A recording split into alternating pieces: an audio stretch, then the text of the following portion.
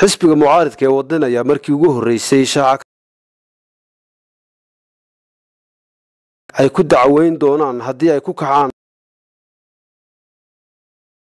cadaaladda xisbigaasi wadani barkhad jaamac xiiso arintaasi ka hadlaya. hadda wadani wuxuu diyaar u yahay uu heegan ugu jiraa in badan hadduu xishooday oo xukuumadda xurmadaran uu ka xishooday ee qarankii baabiyey gruubka ku dhex jira maadaama hay'adihii dawligii isbaalans gareyn kari waayeen oo hay'adii la dagaalanka musuqmaasuqa ay shaqayn weydeen oo hantidhowrkii qaranku shaqayn waayey gruubka maamuuskii iyo martabadii iyo miisaankii madaxweynuhu qaranka ku lahaa ku tagrifalaya ee waxaan loo dirin ummadda u qoraya inaanu maxkamad la tiigsan doono oo hantidhowrkii qaranku shaqayn waayey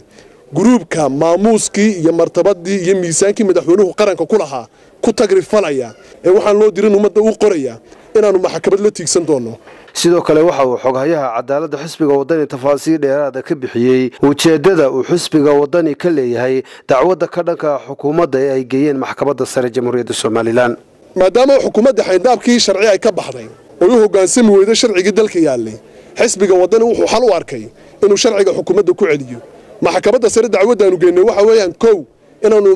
ku celino xukuumaddan inay xaydaabka sharci ku soo noqoto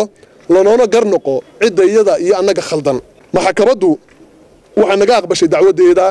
waana rajaynaynaa in go'aan fiican uu ka soo bixi doono. waxa labaad ee maxkamadda aanu ka doonaynay go'aankii maxkamadda dastuuriga ay soo saartay digreeta madaxweyne sharciyan ma burin karayso sharciga marka laga hadlayo ma burin karayso manayna hayn soo jeedina go'aan maxkamadeed baxay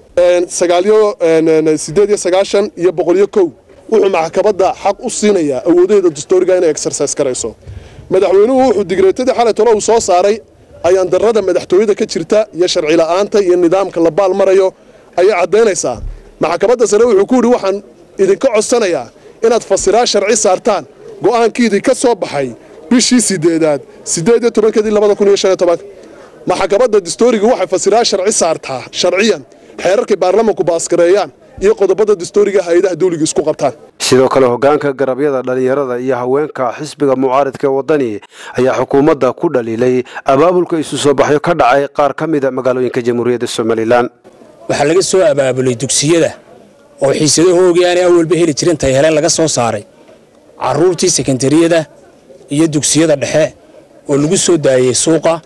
iyadoo la leeyahay waxaad ka mudaharaadaan oo noo tiraahdaan doorashada dubhana loogu dhigo. arrinkaasi wuxuu ahaa arrin ku xun qarannimada iyo dhaqanka iyo dawladnimada. caruuraha yaryar ee la soo saarayo ee la leeyahay orda